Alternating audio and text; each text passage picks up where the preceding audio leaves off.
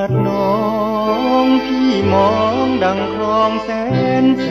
บเจ็บจำดังน้ำยอกแปรบแปรบแสบแสนจะทนโอ้กังหันทุกวันมันพัดสะบัดมนอยากจะรู้จิตคนจะหมุนกี่หนต่อวันย่างเดือน12ฝากคลองเจิงน้องน้ำหลังอยู่ไกลกันคนละฝั่งยังร้องสั่งกัน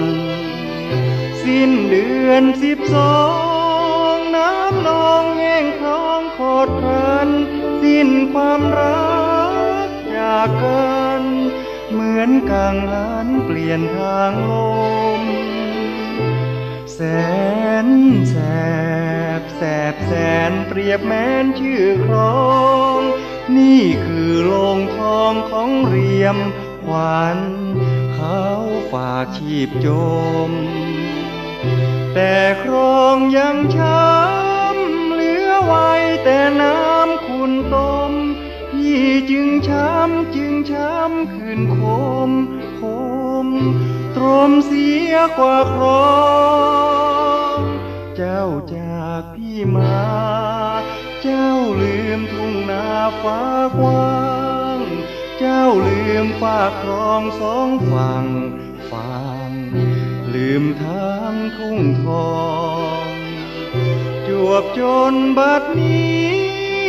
มีเห็นมีน้ำเจิงนองชื่อว่าแสนแสบครองเหมือนคนมองต้องแสบแสน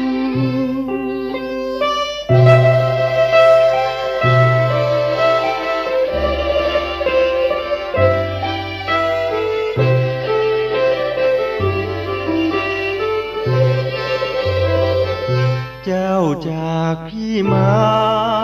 เจ้าลืมทุ่งนาฟ้ากว้างเจ้าลืมฝากครองสองฝั่งลืมทางทุ่งทองจวบจนบัดนี้มีเห็นมีน้ำเจิงนองชื่อว่าแสนแสบครองเหมือนคนมองต้